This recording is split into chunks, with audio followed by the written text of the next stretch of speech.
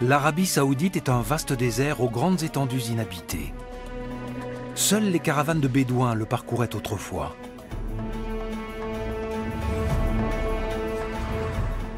De nos jours, c'est l'une des nations les plus riches au monde. Elle abrite des centres religieux essentiels pour les musulmans. La ville sainte de la Mecque est dotée d'infrastructures extraordinaires. Elle reçoit plus de 2 millions de fidèles lors du grand pèlerinage annuel. Depuis 3 siècles, une seule et même famille règne d'une main de fer sur le pays. Son chef visionnaire s'est allié à un prédicateur il y a des siècles, et le pacte qu'ils ont scellé tient toujours.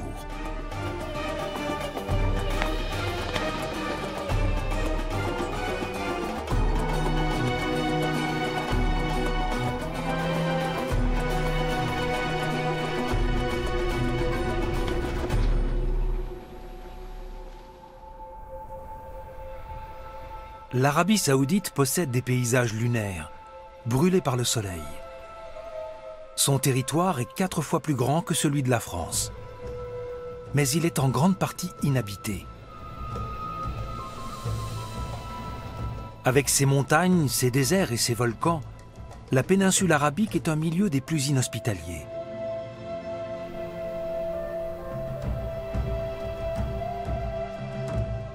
Au sud se trouve le Roub al-Rali, le quart vide en français, la plus grande étendue de sable ininterrompue au monde.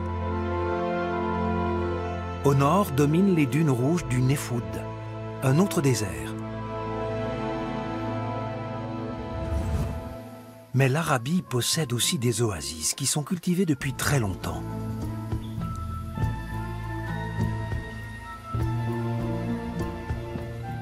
Ces petits paradis doivent leur existence à une source ou un puits autour duquel la vie fleurit.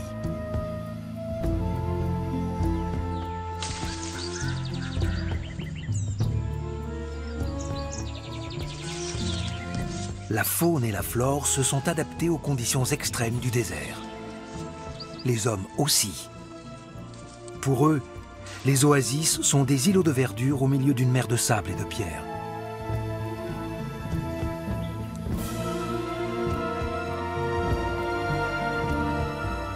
Depuis des millénaires, les Bédouins suivent des routes ancestrales qui les mènent d'une oasis à l'autre à travers le désert.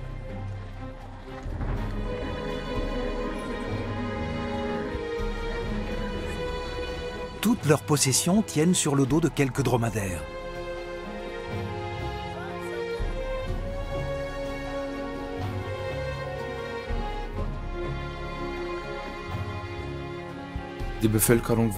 La population n'était pas sédentaire, c'était des Bédouins. Et comme ils étaient toujours en train de se déplacer, ils ne pouvaient pas vraiment s'appuyer sur la génération précédente pour bâtir quelque chose. Parfois, ils étaient obligés de repartir à zéro. Cela explique que cette région n'ait jamais vu éclore une civilisation avancée comme celle qu'on connaît en Irak ou en Syrie, par exemple. Pourtant, le nord de la péninsule arabique était peuplé bien avant que n'apparaissent les grandes civilisations de l'Antiquité. Ces gravures rupestres en témoignent. Les plus anciennes ont 7000 ans. Et elles révèlent des choses surprenantes.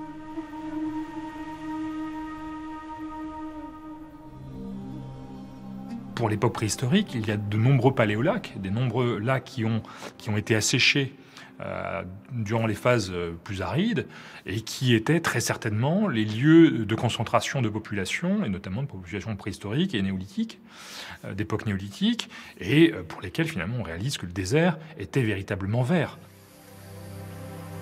Il y a très longtemps, le climat de l'Arabie se modifie en profondeur. Les vallées fertiles et la savane laissent place à un désert brûlant.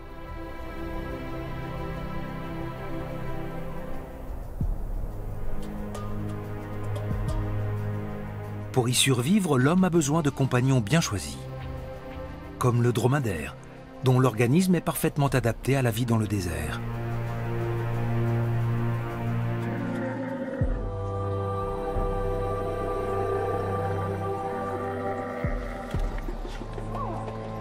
C'est une excellente bête de somme pour des marchands nomades comme les Nabatéens. Ce peuple apparaît dans le nord de la péninsule vers 500 avant notre ère. Il fait le commerce de l'encens, une résine extraite d'un arbre qui pousse dans le sud de l'Arabie. L'encens est utilisé dans tout le monde antique à des fins religieuses ou médicinales. Il se vend jusqu'en Europe.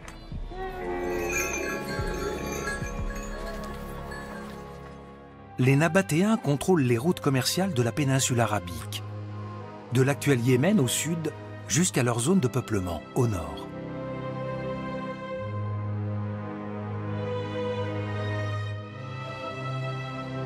Ils forment une nation prospère dont la capitale est Pétra, dans l'actuelle Jordanie.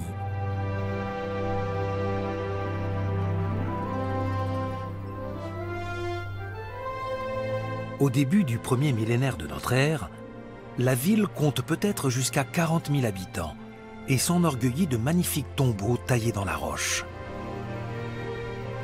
Madaïn Saleh, dans le nord-ouest de l'actuelle Arabie saoudite, est l'avant-poste méridional des Nabatéens. C'est un important carrefour de commerce, comme en témoigne la centaine de sépultures monumentales creusées dans la pierre il y a plus de 2000 ans.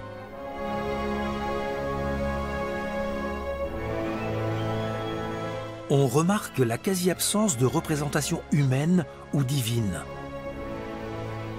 Les tombeaux sont ornés de bas-reliefs aux motifs géométriques. La religion des Nabatéens reste assez mystérieuse. Une des questions qui a trait évidemment à cette religion, c'est qu'elle n'est pas uniquement fondée sur des divinités et des représentations de ces divinités, mais qu'elle est également, c'est également une religion qui est fondée sur un culte qui est le culte que certains ont parfois appelé le culte des pierres. Selon des textes antiques, les peuples d'Arabie vénèrent entre autres des pierres sacrées qu'ils laissent généralement brutes, ainsi que des formations rocheuses naturelles remarquables.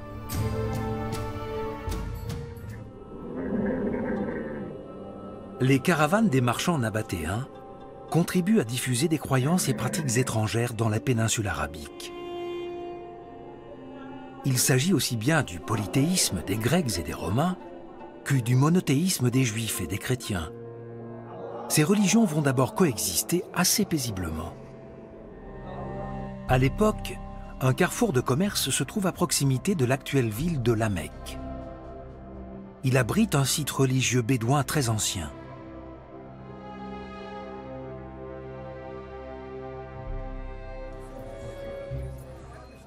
Le sanctuaire serait aussi vieux que l'humanité selon la tradition islamique. C'est un lieu empreint de sainteté qui attire des pèlerins bien avant l'apparition de l'islam.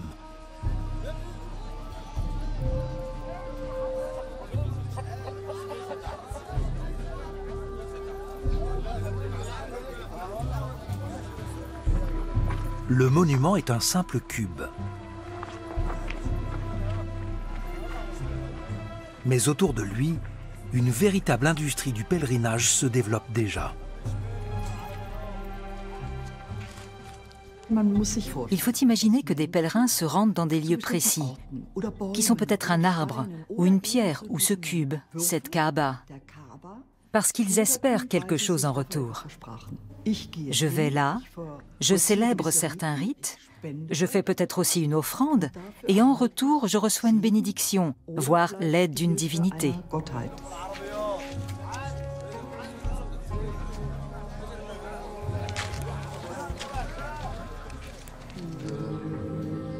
À l'intérieur de la Kaaba, les visiteurs rendent hommage à des divinités très variées, qui sont aussi bien la déesse de la fertilité et de la pluie que le dieu des Juifs, ou encore Jésus et des saints chrétiens.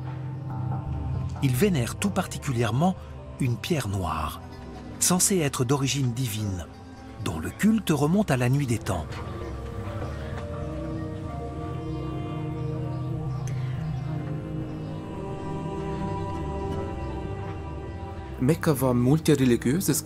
À la Mecque, il y avait plusieurs religions, plusieurs conceptions du monde, comme on dirait aussi aujourd'hui.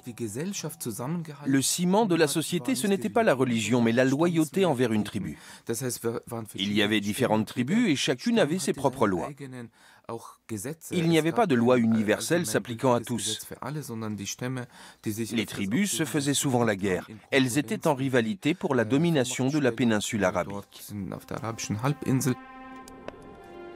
Au 7e siècle de notre ère, un homme fait parler de lui à la Mecque. Il va unir toutes les tribus arabes ennemies et changer la face d'une grande partie du monde. Il se nomme Mahomet.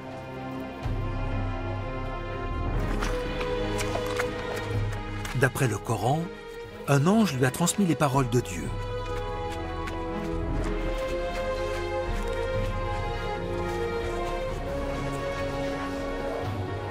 Le prophète charismatique voit le nombre de ses adeptes augmenter rapidement.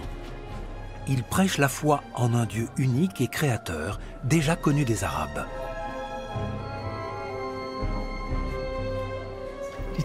On voit très bien qu'il y a des points communs avec le judaïsme et le christianisme, puisque le dogme central est qu'il y a un seul Dieu. Ce Dieu unique a créé l'homme et tout l'univers. Il veille sur l'humanité et attendait l'obéissance. À la fin des temps, il jugera les hommes et les enverra soit en enfer, soit au paradis à ses côtés. D'après la tradition islamique, Mahomet dénonce le polythéisme de ses contemporains. Mais cela déplaît aux prêtres et aux commerçants de la Mecque, pour qui les flots de pèlerins représentent une manne financière. Une querelle éclate entre eux, et le prophète finit par être chassé de la ville en 622. Il trouve refuge à Médine, où il continue à transmettre ses révélations à ses compagnons. Après sa mort, ces révélations seront mises en ordre pour former le Coran. En fondant l'islam, Mahomet va marquer profondément l'humanité. C'est l'une des grandes figures de l'histoire mondiale. 8 ans après son départ pour Médine, Mahomet revient à la Mecque avec une troupe armée.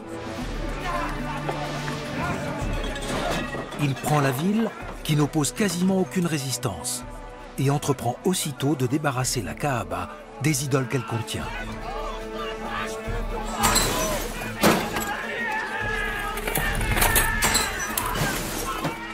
Il ordonne que toutes les statues de la cité soient détruites. Les Mécois doivent se convertir à la nouvelle religion monothéiste ou partir.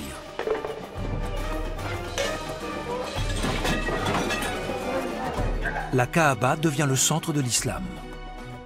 Mahomet épargne la pierre noire, et la tradition dit qu'il l'encastre lui-même dans un angle du bâtiment, où elle se trouve toujours.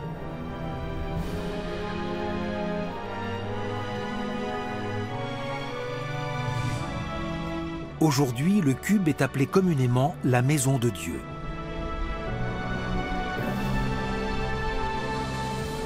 Les pèlerins en font plusieurs tours rituels en partant de la pierre noire. La nature de cette pierre reste un mystère.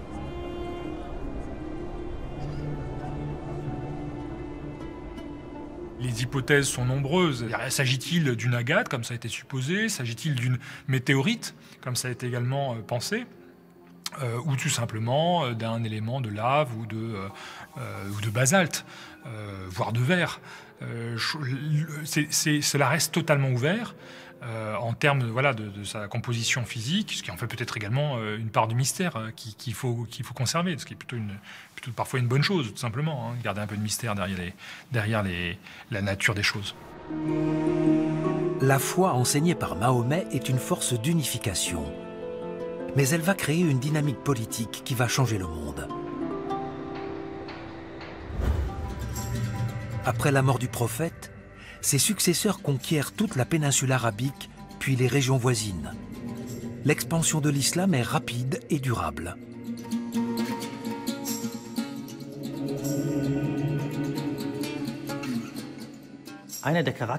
L'une des caractéristiques de l'islam a contribué à son succès. C'est sa flexibilité. Devenir musulman n'est pas très compliqué. On n'a pas besoin d'avoir de grandes connaissances théologiques pour se rallier à la communauté des fidèles. Il est facile d'y entrer. C'est la base du succès de cette religion. Comme le christianisme, elle peut se pratiquer partout dans le monde et s'adapter à tous les contextes et toutes les cultures.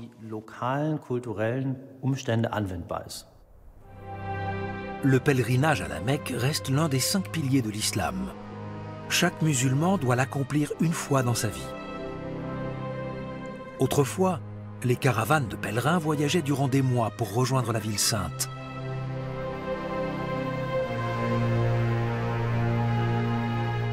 La Kaaba est le sanctuaire vers lequel les fidèles du monde entier se tournent pour la prière.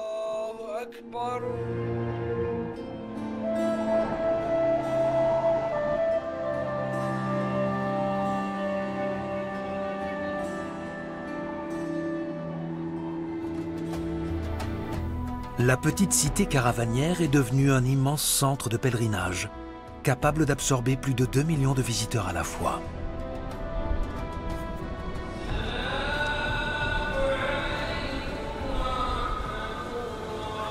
Celui qui accomplit le Hadj, le pèlerinage à la Mecque, et qui implore Dieu de lui pardonner ses péchés, sera entendu.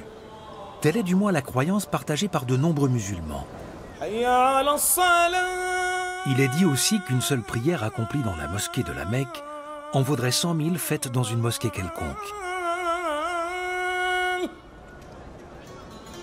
Le rite de la circumambulation consiste à tourner autour de la Kaaba. Il s'inspire du récit coranique d'Abraham.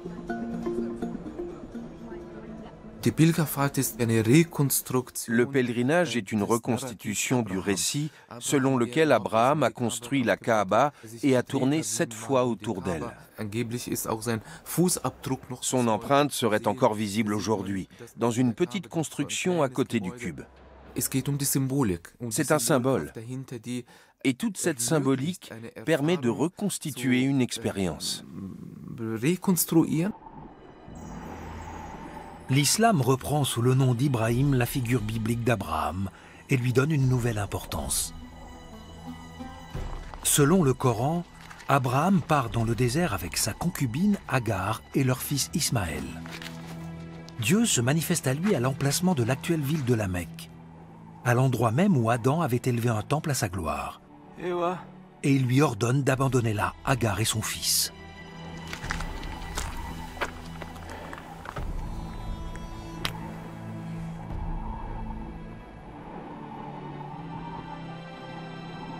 Ce récit d'Abraham montre très bien que Mahomet reprend les récits bibliques, mais qu'il les raconte autrement. Il y a Abraham, qui est le père fondateur auquel l'islam se réfère, et sa femme, Agar, qui reçoit l'aide divine au cours d'un épisode dramatique où elle craint pour la vie de son jeune fils. C'est très intéressant de voir comme Mahomet reprend la Bible et la raconte autrement pour mieux s'en servir. Agar cherche désespérément de l'eau pour sauver son fils et elle-même d'une mort certaine.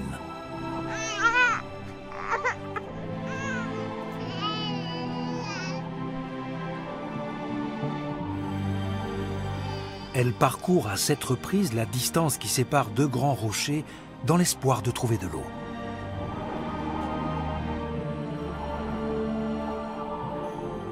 Dieu lui vient alors en aide. Une source jaillit de la terre au pied de son enfant.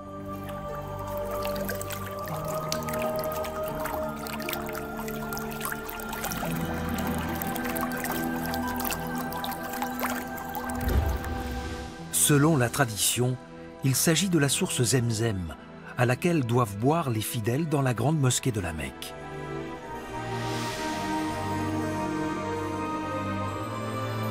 Les 2 rochers entre lesquels Agar a cherché désespérément de l'eau se nomment Safa et Marwa. Ils se trouvent aujourd'hui sous une esplanade dans l'enceinte de la mosquée. En souvenir d'Agar, les fidèles parcourent 7 fois la distance qui les sépare. Au moment où le pèlerin va et vient entre les deux rochers, il est libre de donner une certaine connotation au rite. Où suis-je actuellement? Qu'est-ce que je cherche dans la vie? Qu'est-ce qui est important ou nécessaire pour survivre de nos jours au sens spirituel? De nouveau, la spiritualité entre en jeu. Le pèlerinage tout entier est un voyage à l'intérieur de soi-même. À la fin du premier jour du pèlerinage, les fidèles quittent la ville. Ils marchent 5 km habillés de blanc, comme il est prescrit, pour rejoindre la vallée de Mina, à l'est de la Mecque.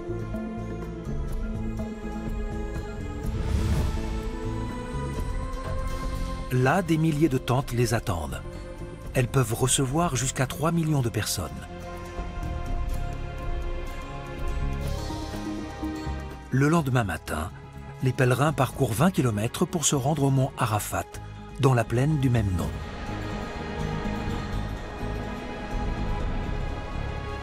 Dans la tradition musulmane, la station ou l'arrêt sur le mont Arafat est un élément obligatoire du Hadj. Les pèlerins récitent des versets du Coran, bénissent le prophète Mahomet et implorent Dieu.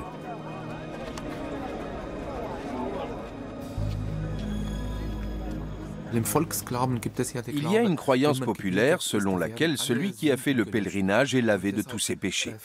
Raison pour laquelle un certain nombre veulent attendre d'être vieux pour l'accomplir. Ils se disent pour l'instant, je profite de la vie. Je ne veux pas renoncer à l'alcool ou à mes affaires, quelles qu'elles soient. Je n'ai pas le temps de prier, j'ai trop de choses à faire. Mais plus tard, j'irai à la Mecque et je commencerai une nouvelle vie. À l'aube du 3e jour, les pèlerins repartent pour la Mecque. Le grand pèlerinage dure entre 4 et 6 jours et n'a lieu qu'une fois par an. C'est l'un des plus grands rassemblements au monde. Il constitue une source inépuisable de revenus pour les commerçants saoudiens. Une organisation minutieuse est mise en place pour garantir la sécurité des pèlerins. Les mouvements de foule peuvent en effet faire des victimes, comme cela s'est déjà produit sur le pont piétonnier de Jamarat. Les pèlerins parcourent ce pont lors du rituel de la lapidation de Satan, Shaitan, qui consiste à jeter 7 pierres sur des piliers symbolisant le diable. Ils rentrent ensuite à la Mecque.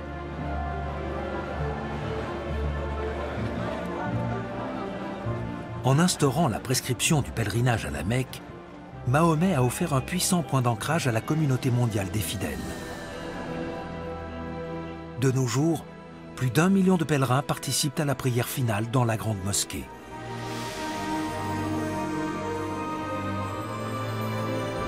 Le pèlerinage se termine par une ultime circumambulation de la Kaaba.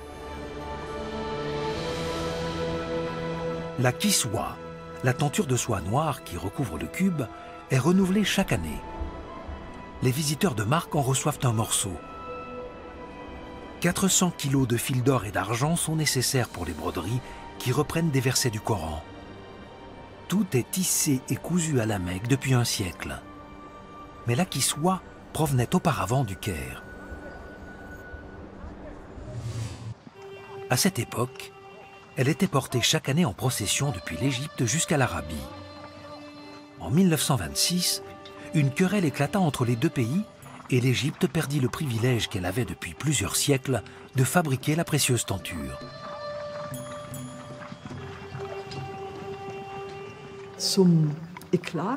La querelle a éclaté alors que la kiswa était portée comme d'ordinaire sur un palanquin appelé Mahmal, entre l'Égypte et la Mecque.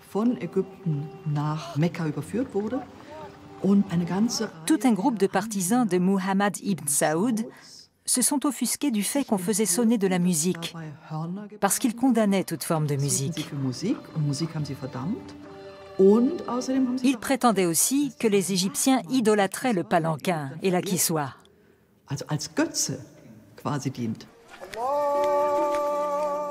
Dès cette époque, l'islam pratiqué en Arabie saoudite est le plus rigoureux de tous. On l'appelle le wahhabisme, du nom de son fondateur, Muhammad ibn Abd al-Wahhab. Ce théologien arabe du début du XVIIIe siècle brillait par ses connaissances dès son plus jeune âge.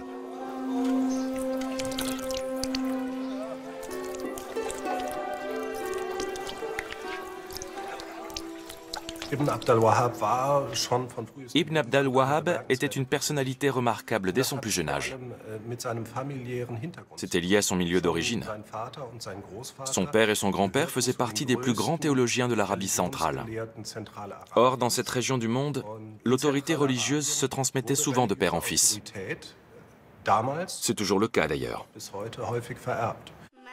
On raconte qu'Ibn Abd al-Wahhab est capable de réciter le Coran par cœur dès l'âge de 10 ans. À 11 ans, il accomplit son premier pèlerinage à la Mecque et commence à prêcher. Il s'intéresse surtout aux hadiths. Ce sont des textes contenant les paroles et les actes du prophète qui sont un des fondements du droit islamique et sont censés guider les musulmans dans tous les aspects de leur vie. Ibn Abd al-Wahhab va fonder un courant radical de l'islam à une époque de crise. Au début du XVIIIe siècle, le centre de l'Arabie est une région extrêmement pauvre et elle est ravagée par de terribles fléaux, tels que la sécheresse ou les nuées de sauterelles, qui forcent de nombreux habitants à partir. Ibn Abd al-Wahhab semble chercher un remède à cet acharnement du sort. Il se demande pourquoi Dieu punit ainsi ses compatriotes. Et sa réponse à son retour de Médine, c'est qu'il convient de revenir à l'islam véritable que pratiquaient les pieux ancêtres au 7e siècle. Voilà sa solution. L'islam, c'est la soumission à la volonté de Dieu. L'interprétation qu'en fait Ibn Abd al-Wahhab est un appel à s'en tenir strictement au fondement de la religion. Il ne reconnaît que la tradition islamique considérée comme authentique, la sunna. Il rejette tout le reste. L'essentiel de la doctrine de Muhammad ibn Abd al-Wahhab consiste à dire « l'islam a des principes très clairs qui se sont dilués dans divers courants musulmans. Ces principes, c'est d'abord l'unicité de Dieu. Il n'y a qu'un seul et unique Dieu. Ensuite, tout ce qui n'existait pas à l'époque du prophète Mahomet doit être interdit. Cela concerne par exemple la musique ou le tabac. C'est une doctrine très stricte. Ibn Abd al-Wahhab considère que ceux qui ne suivent pas ces règles se sont écartés de la foi. Mais il va trop loin aux yeux des habitants de son village qui finissent par le chasser.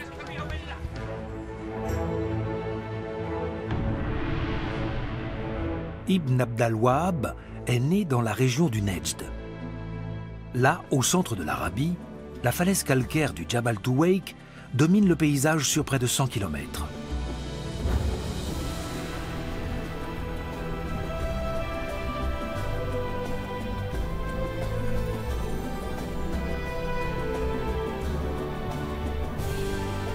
À la saison des pluies, des oueds se gorgent d'eau à ses pieds, ce qui permet une agriculture irriguée traditionnelle.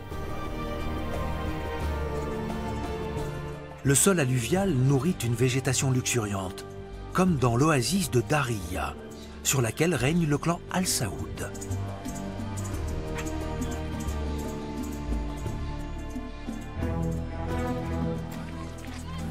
C'est là que Ibn Abd al-Wahhab trouve asile après avoir été rejeté de toutes parts.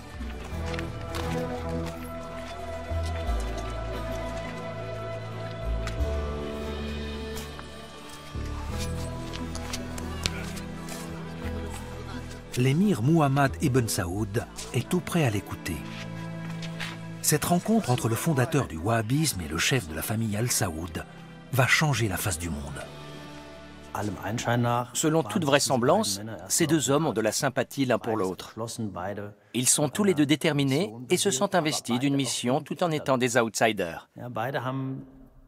Ils n'ont pas encore réussi à concrétiser leur ambition, en raison de forces contraires et d'intérêts extérieurs. Mais ils vont s'allier.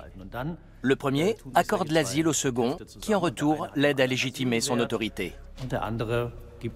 Ce sont deux figures très charismatiques, et chacun voit un allié précieux dans l'autre.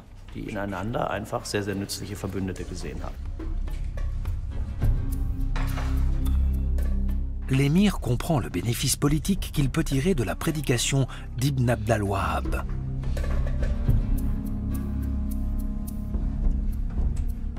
En effet, selon la tradition islamique, le monde est séparé en deux, entre la maison de la paix où règne l'islam et la maison de la guerre où vivent les infidèles.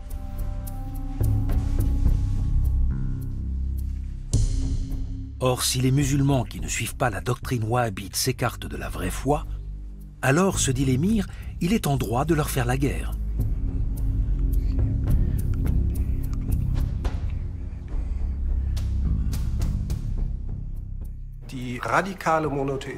Cette doctrine monothéiste extrémiste a des conséquences politiques. Ibn Abd al-Wahhab pense en effet que seuls ceux qui suivent strictement les principes qu'il défend, les enseignements de Dieu, sont de véritables musulmans. Cette interprétation conduit à considérer comme impies les autres tribus, et encore plus les Ottomans ou les Égyptiens, qui sont les deux grandes nations voisines. Dès lors, il est possible de les combattre dans une guerre sainte qu'on appelle djihad. Voilà comment une doctrine qui est religieuse à la base acquiert une incroyable capacité à déclencher des conflits. En 1744, Muhammad ibn Saoud et Ibn Abd al-Wahhab concluent une alliance. L'émir imposera la doctrine du prédicateur sur son territoire. En retour, ce dernier donnera une plus grande légitimité à ses actions. Il y a eu une instrumentalisation réciproque qui a permis aux deux hommes d'établir leur autorité. Malheureusement, aux dépens d'un islam éclairé, d'un islam éthique et spirituel. L'émir va s'appuyer sur le prédicateur pour concrétiser ses grands projets.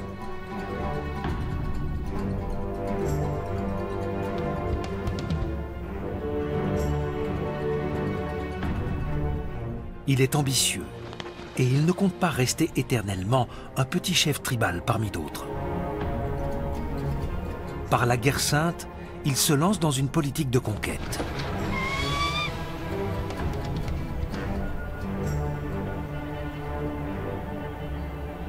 Ces hommes sont prêts à mourir pour combattre les infidèles au nom de Dieu.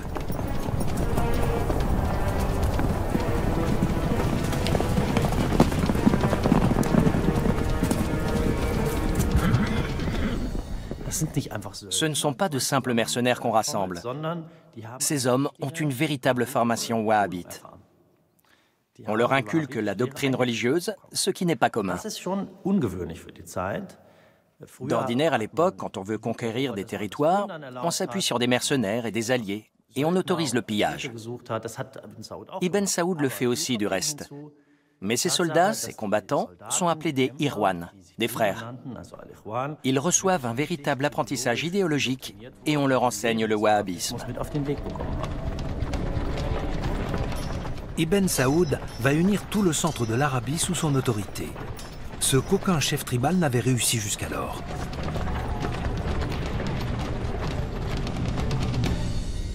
À partir de 1745, il soumet un territoire après l'autre et permet au fondateur du wahhabisme d'y diffuser sa doctrine. Ses successeurs prennent Médine et la Mecque. En se rendant maîtres de la Kaaba, ils expriment leur prétention à régner sur le monde musulman et montrent qu'ils sont prêts pour cela à employer la force.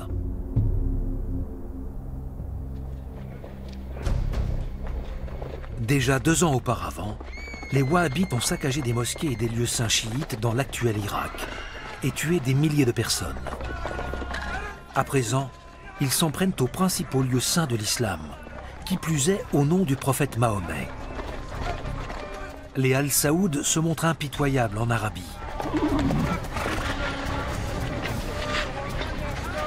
Ils passent par le fil de l'épée tous ceux qui tentent de leur résister. À Médine, ils détruisent des tombeaux de saints datant des débuts de l'islam car ils condamnent leur culte. Ils n'épargnent que la tombe du prophète. Ils font régner leur loi sur la ville.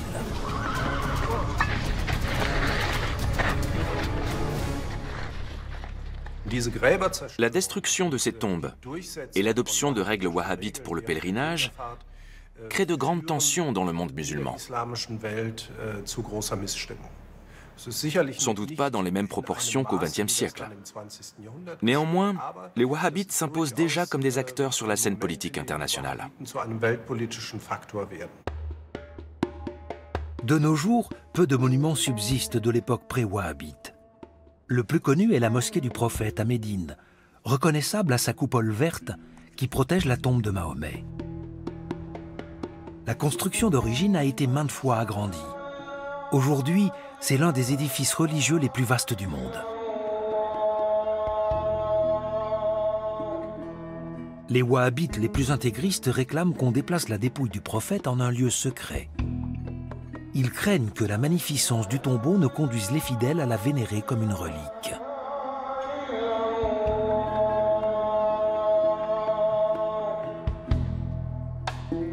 Au début du XXe siècle, les mosquées de Médine et de la Mecque étaient de taille relativement modeste. Aujourd'hui, elles ont des dimensions prodigieuses et bénéficient d'équipements impressionnants, comme ces parasols totalement automatisés.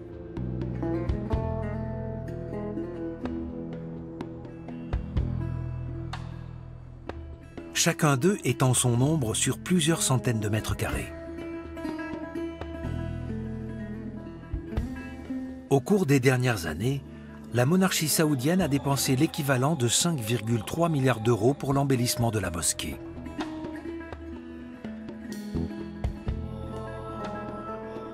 La population de Médine est passée de 51 000 habitants en 1950 à 1,3 million.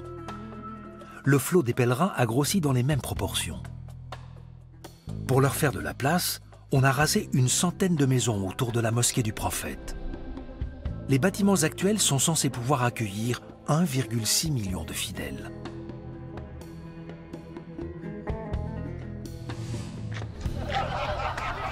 Pour les wahhabites, peu de plaisirs sont compatibles avec une vie pieuse.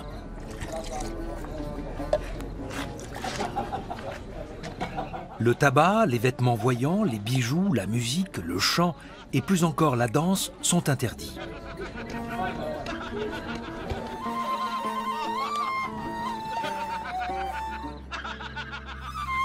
Ceux qui enfreignent ces règles risquent le fouet, une mutilation, voire la mort.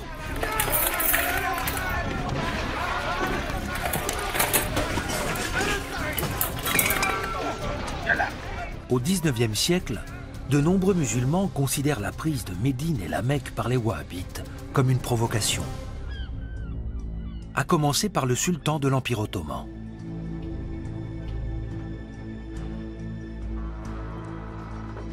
Comme ses prédécesseurs, le souverain ottoman règne sur une grande partie du monde arabe.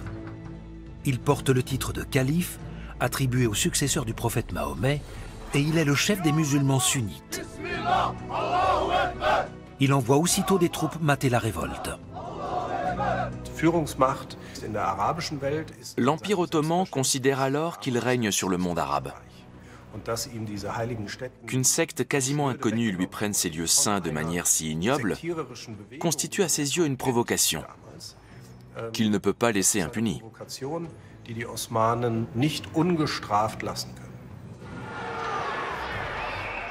L'armée wahhabite est bientôt défaite.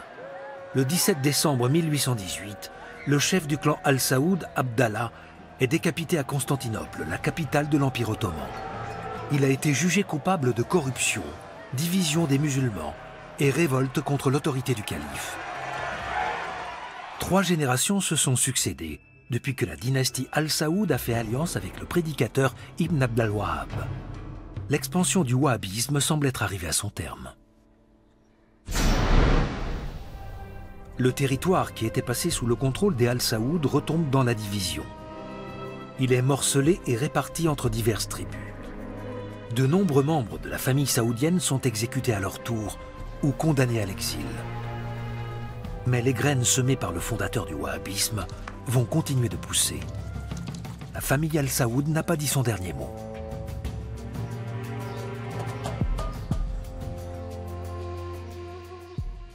Ce n'était pas simplement une révolte tribale, dirigée par un émir qu'il suffisait d'éliminer pour régler le problème. C'était un mouvement à la fois religieux et politique. Il est fort probable qu'il s'est consolidé dans la confrontation avec d'autres chefs tribaux de la péninsule arabique. Donc il n'est pas étonnant que les Saoudiens, les Wahhabites, se soient de nouveau rassemblés.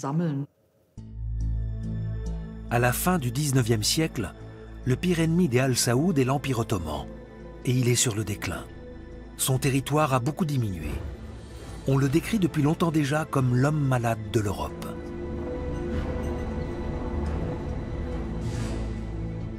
Pour renforcer son emprise sur le monde musulman, le sultan Abdulhamid II se lance dans un projet moderne et ambitieux. La construction d'une ligne de chemin de fer entre Damas et les villes saintes d'Arabie. Longue de 1300 km, elle suit une route ancestrale de pèlerinage à travers le désert, ce qui ne fait pas l'affaire des Bédouins. Les tribus tiraient profit des caravanes de marchands, mais aussi des caravanes de pèlerins qui dépensaient de l'argent sur leur passage, exactement comme les touristes de nos jours. Les pèlerins faisaient étape pour la nuit, dépensaient pour le gîte et le couvert, et s'acquittaient d'un droit de passage. Mais à partir du moment où le chemin de fer ottoman est arrivé, les Bédouins ont littéralement regardé le train passer.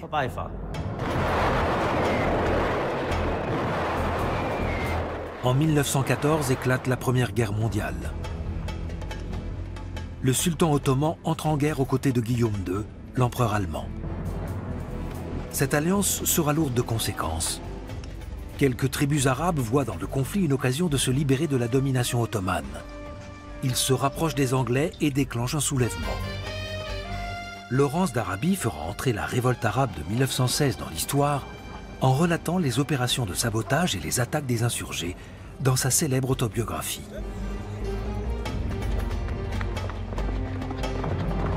Mais les rêves d'indépendance arabe resteront inassouvis. Les Anglais ne s'attendaient sans doute pas à ce que la révolte arabe déclenchée par le shérif de la Mecque, avec le soutien de Laurence d'Arabie et d'autres, soit un succès. Ils ont été assez surpris du tournant favorable qu'elle prenait et des attentes et des revendications que les insurgés exprimaient. Mais ils ont fait ce qu'ils faisaient toujours. Ils s'en sont lavé les mains en disant « Désolé les amis, il doit y avoir un malentendu. Ce n'était pas ce que nous avions en tête. » Au lendemain de la Première Guerre mondiale, la Société des Nations redessine les frontières des territoires du Proche-Orient. La France obtient un mandat pour la Syrie et le Liban, et l'Angleterre pour le futur État irakien et la Palestine. De cette dernière naîtra bien plus tard l'État d'Israël ainsi que la Jordanie et les territoires autonomes palestiniens. Aujourd'hui encore, de nombreux Arabes considèrent le partage de 1920 comme une trahison envers le monde musulman. Mais pour la famille Al Saoud, il a été l'occasion de revenir au pouvoir. Abdelaziz ibn Saoud, descendant du fondateur du premier État saoudien, se fait connaître par un coup d'éclat.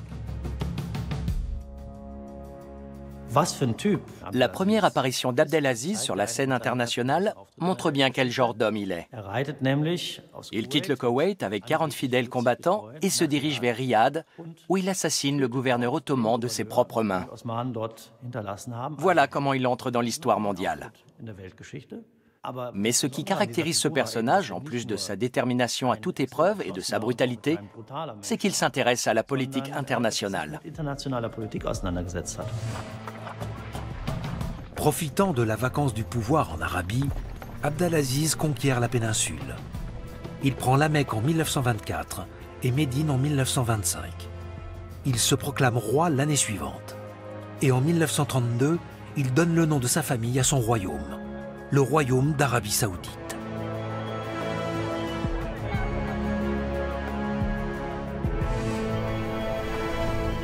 Le drapeau national saoudien est une profession de foi.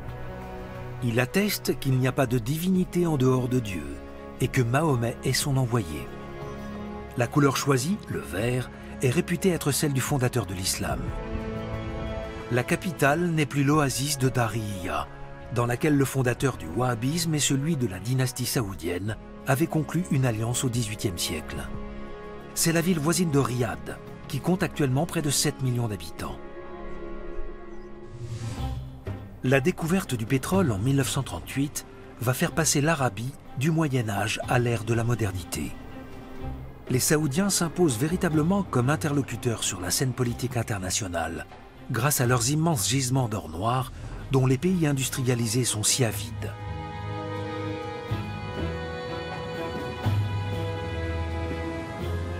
En 1945, le roi Abdelaziz rencontre l'homme le plus puissant du monde occidental, le président américain Franklin Delano Roosevelt.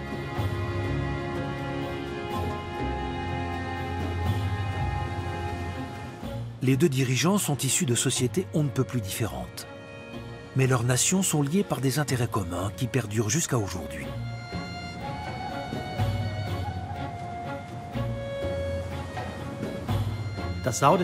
À l'époque, pour les Américains, le pétrole saoudien est important pour les aider à bâtir leur puissance. Mais le rôle de l'Arabie saoudite ne s'arrête pas là. C'est également l'un des rares pays qui ne risque pas de basculer dans le communisme. Et si d'autres pays de la région le font, les Américains peuvent être sûrs que la monarchie saoudienne wahhabite fera tout pour éviter la contagion. Aux yeux des Saoudiens, le communisme est un athéisme dangereux. Mais le capitalisme l'est tout autant, car il nourrit la tentation du consumérisme.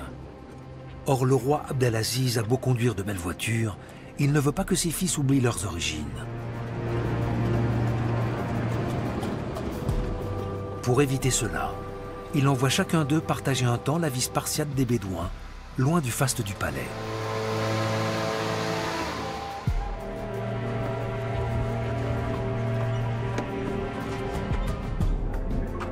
La vie simple, la culture et la mentalité des habitants du désert s'accordent bien à la doctrine rigoriste des Wahhabites.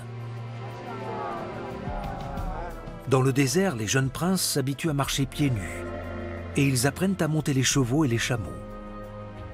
Leur père leur impose ces séjours pour les endurcir et les préparer à exercer des responsabilités. Le moment venu, il choisira seul son successeur. Pour préserver toute son autorité, il prive en effet les anciens du droit de codécision dont ils jouissaient traditionnellement. Plus encore qu'au titre de roi, Abdelaziz et ses successeurs tiennent à celui très honorifique de serviteurs des deux lieux saints, car c'est le véritable fondement de leur autorité. Dans les années 1970, le prix du baril de pétrole monte en flèche. Et les Saoudiens utilisent les pétrodollars comme instrument de leur politique. Ils modernisent l'Arabie et nouent des relations plus étroites avec l'Occident. Mais cette ouverture suscite des critiques à l'intérieur du pays. Certains reprochent à la famille royale saoudienne de s'être éloignée de l'idéal puritain du wahhabisme. Le 20 novembre 1979, le mécontentement de ces fondamentalistes s'exprime de manière spectaculaire. 500 d'entre eux, lourdement armés, prennent la grande mosquée de la Mecque et retiennent des fidèles en otage. L'armée est forcée d'intervenir.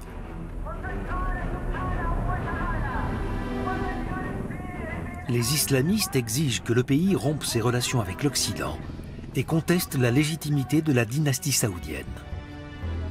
Il faudra l'aide des forces spéciales françaises pour venir à bout des terroristes. Ils seront tous exécutés, à commencer par leur chef.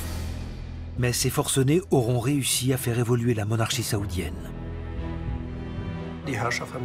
La famille royale prend conscience qu'elle a un problème d'autorité sur le plan intérieur. Et elle décide d'y remédier en opérant une sorte de tournant conservateur wahhabite. À partir de 1979, elle donne carte blanche aux théologiens wahhabites pour régimenter la société saoudienne. Des universités islamiques sont créées un peu partout dans le pays. Elles forment une jeune génération de fondamentalistes qui ont pour mission de diffuser la doctrine wahhabite. L'Arabie saoudite va bientôt exporter cet islam extrêmement strict dans le monde entier.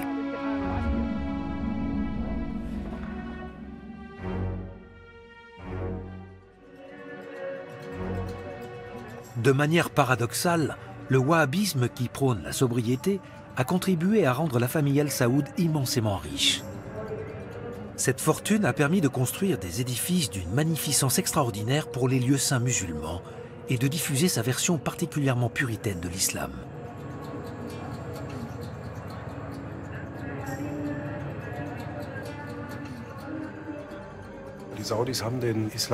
Si les Saoudiens ont transformé l'islam, c'est surtout en donnant une importance considérable à un mouvement réformateur qui était né à la périphérie du monde musulman. Le wahhabisme compte désormais sur la scène politique internationale. Cela n'est possible que parce que l'État saoudien, fort de tout son argent et sa puissance, veille à ce que cette doctrine wahhabite se perpétue au XXIe siècle.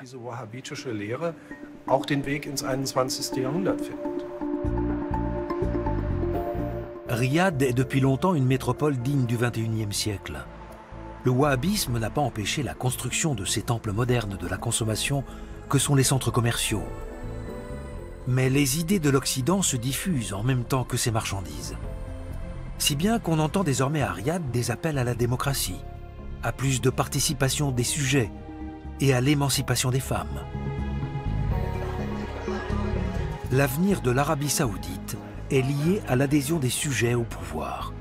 Or, nombre d'entre eux dépendent financièrement de la famille royale et de sa fortune colossale.